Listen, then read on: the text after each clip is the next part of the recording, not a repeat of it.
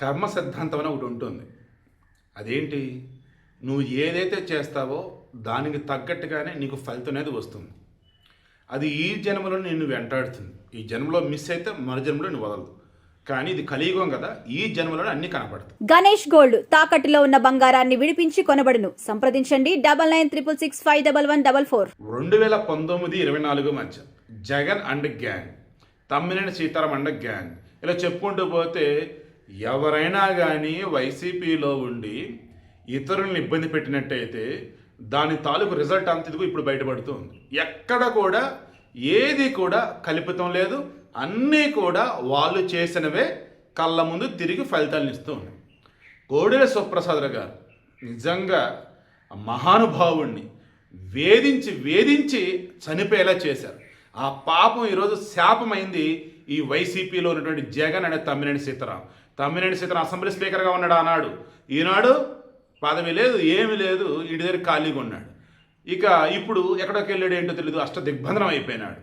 జగన్మోహన్ రెడ్డి గురువు కదండి తమ్మినేని. అవును గురువే. అయితే ఏంటండి, జగన్ 100 కోట్లలో స్కాములు చేయలా? ఆయన గురువు కనీసం ఒక 10-20 కోట్లు కూడా స్కామ్ చేయొద్దండి? ఏంటి ఆ మాత్రానికి అరెస్ట్ చేస్తారా? ఏంటి ఆ మాత్రానికి కేసు పెడతారా? మా జగన్ ఊరుకోడు, వస్తాడు. అరే పిల్లలే తెలుసు కదా చేస్తున్నారయ్యా.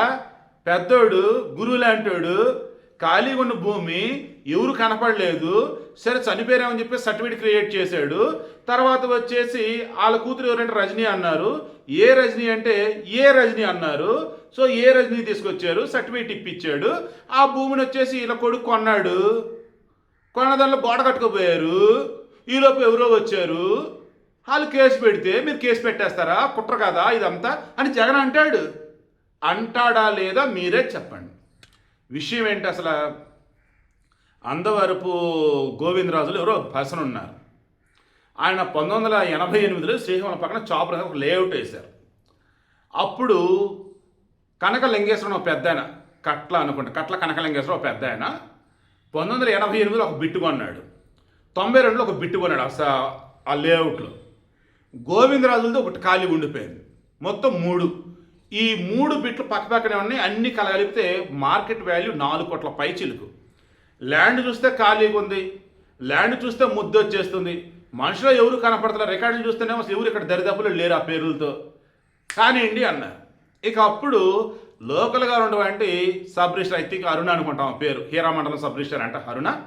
ఆమె ఇటువంటి అన్నింటిలో ఎక్స్పర్ట్ అంట. లక్ష్మణరావు అనే క్యాండిడేట్ అతను, సతీష్ అతను, ఇక మరికొంతమంది పోగయ్యి రెడీ. ఏంటి రెడీ? ఫస్ట్ ఏ రజని అని ఆమెను పట్టుకొద్దాం. గోవిందరాజులు కూతురు పేరేంటి? అందరూ రజని ఏదో ఉండే, అంటే ఏ రజని. ఒడిశా నుంచి అడబాల రజని అని దించారు, అంటే ఏ రజని. గోవిందరాజుల కుమార్తె ఇదిగో ఈ రజనీయే, ఒకగానొక కూతురు అన్నట్టు చూపించారు. వాస్తవానికి గోవిందరాజులకి 2 కొడుకులు, ఒక కూతురు అంట. ఆ కూతురు రజని, ఆమె పేరు మీద ఉండాలంట. దాంతో మా నాన్న చనిపోయినాడు అంటూ డెత్ సర్టిఫికేట్ క్రియేట్ చేసి, అతను లీగల్ హీరో అన్నట్టుగా వారసత్వ సర్టిఫికేట్ అన్నట్టుగా ఒకటి క్రియేట్ చేసి, ఈమె రజనీ వచ్చేసి ఈ తమ్మినేని సీతారాం కొడుకు తమ్మినేని చిరంజీవి నాగ్ అతనికి అమ్మినట్టుగా డాక్యుమెంట్ క్రియేట్ చేశారు. అంత అయిపోయింది కదా. మొన్న కూటమి గవర్నమెంట్ వచ్చాక ఇదంతా 2023లో జరిగింది. Death certificate fake, family certificate fake, వీళ్ళ భూములు అన్న చెప్పినటువంటి డాక్యుమెంట్లు ఫేక్, పాత లింకులు మాత్రమే నిజం, లింక్ డాక్యుమెంట్లు. లేటెస్ట్గా ఆల్రెడీ కొన్న వాళ్ళ దగ్గర లింక్ డాక్యుమెంట్లు ఉన్నాయి, ఒరిజినల్ డాక్యుమెంట్లు ఉన్నాయి, అవేమీ టచ్ చేయాల. Only death certificate, family certificate చూపించి అన్ని ఫేక్ చూపించేసి ఈ ల్యాండ్ ఏమేం చేసింది, చిరంజీవి నాగ్ పేరిట తమ్మినేని సీతారాం కొడుకు పేరు రిజిస్ట్రేషన్ చేసేసారు. 2023 అయిపోయింది. 2024లో మరలా వైసీపీ వస్తే ఇక ఏకంగా ఇల్లే కడదాం అనుకున్నారు. వాళ్ళు రాలేదు కదా. సో ఇప్పుడు ఏం చేశారు, ప్రహరీ గోడ కడతాం మొదలెట్టారు.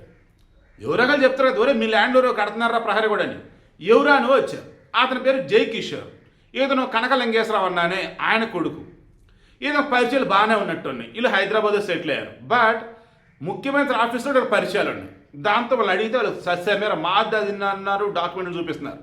ఇక దీంతో ఇతను ముఖ్యమంత్రి ఆఫీస్లో ఫిర్యాదు చేశాడు. ముఖ్యమంత్రి ఆఫీస్ నుంచి ఫోన్ వచ్చింది శ్రీకాకుళం వాళ్ళ ఎస్పీకి. దాన్ని ఏంటో కేసు అన్నారు. మొత్తం చెప్పాడు, డాక్యుమెంట్ లేదు, ఇదిగో ఒరిజినల్ డాక్యుమెంట్లు అన్నాడు. మొత్తం చూపెట్టాడు. పోలీసులు కేసు ఫైల్ చేశారు. తెలివిగా తమ్మినేని సీతారాం ఏం చేశాడు తెలుసా? హైకోర్టుకి వెళ్ళాడు. ఏమని? ఇది సివిల్ కేసు పోలీసు ఎందుకు ఇన్వాల్వ్ అవుతున్నారు అన్నాడు.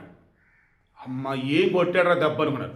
అప్పుడు ఈ జయకిషోర్ అన్నవాడు అవి ఇస్తున్నాడు కదా, ఒరిజినల్ ఓనర్ కొడుకు, అతనే ఉన్నాడు, ఏంటయ్యా సివిల్ కేసు, అతను ఏకంగా ఫోర్జరీ డాక్యుమెంట్ క్రియేట్ చేశాడు, తప్పుడు డాక్యుమెంట్ క్రియేట్ చేశాడు, బ్రతికున్నటువంటి మానాన్ని చనిపోయినట్టు చూపించాడు, బతికున్నట్టు గోవిందరాజు చనిపోయినట్టు చూపించాడు, అసలు రజనీ వేరు ఈ రజనీ వేరు, మొత్తం ఫ్రాడే కదని చెప్పేసి అన్నాడు. నిజమే కదని చెప్పేసి అప్పుడు బిఎన్ఎస్ సెక్షన్ కింద కేసులు పెట్టారు, ఫ్రాడ్ కేసులు పెట్టారు. ఆ కేసుల్లో ఇప్పుడు మొత్తం 11 మంది ఎక్యూజెడ్స్ తయారు చేస్తే 8 మందిని అరెస్ట్ చేశారు. ఇప్పుడు అరెస్ట్ అవ్వాల్సిన వాళ్ళల్లో తమ్మినేని సీతారాం ఉన్నాడు, తమ్మినేని భార్య వాణి ఉన్నారు, తమ్మినేని కొడుకు ఉన్నాడు, హీరామండలం సబ్ రిజిస్ట్రార్ ఉన్నారు, ఇంకొకరు ఎవరో బ్యాలెన్స్. మొత్తం 8 మందిలో 5 బ్యాలెన్స్ ఉన్నారు. మొత్తం 11 మందిలో 8 మంది అరెస్ట్ అయ్యారు, 5 బ్యాలెన్స్ ఉన్నారు. 5 అబ్స్టాండ్ అయిపోయారు. వాళ్ళు గనక దొరికితే జైల్లో చెప్పకూడే. కోడెల శివప్రసాద్ని జైల్లో వేయిద్దామని చెప్పేసి అని ఏ తప్పు చేయకపోయినా నానా రకాల హింసకు గురి చేశారు. వీళ్ళని వదిలిపెట్టేటట్టు లేరురా అని చెప్పేసి పాప మహానుభావుడు చనిపోయి ఊరేసుకొని. ఈరోజు తమ్మినేని సీతారాం పరిస్థితి ఏంటి? వాళ్ళకేంటండి జైలుకు కొత్త ఏంటి? వాళ్ళకి జగన్మోహన్ రెడ్డి పార్టీలో జాయిన్ అవ్వాలంటే ఫస్ట్ నువ్వు జైలు శిక్ష అనుభవించి ఉండాలి. అలా లేవా? జైలు శిక్ష అనుభవించడానికి నువ్వు రెడీగా ఉండాలి. ఎందుకు? జగన్మోహన్ రెడ్డి రెడీ చేస్తాడు మిమ్మల్ని, ఏదో స్కామ్ ఇరికేస్తాడు. లేదా నువ్వు జగన్ చూసి నేర్చుకోవాలి. జగన్ నువ్వు గురువుగా అనుకున్నా, లేదా జగన్ నువ్వు శిష్యుడిగా అనుకున్నా, అసలు వైసీపీ పార్టీలో నువ్వు ఉండాలంటేనే నీ మీద కేసులు ఉండాలా, నువ్వు జైలు శిక్ష అనుభవించి ఉండాలా, నువ్వు ఫ్రాడ్ చేసి ఉండాలా, ఫోర్జరీ చేసి ఉండాలా, ఓరి బాబోయ్ కోర్టు నువ్వు కొల్లగొట్టి ఉండాలి అక్రమంగా.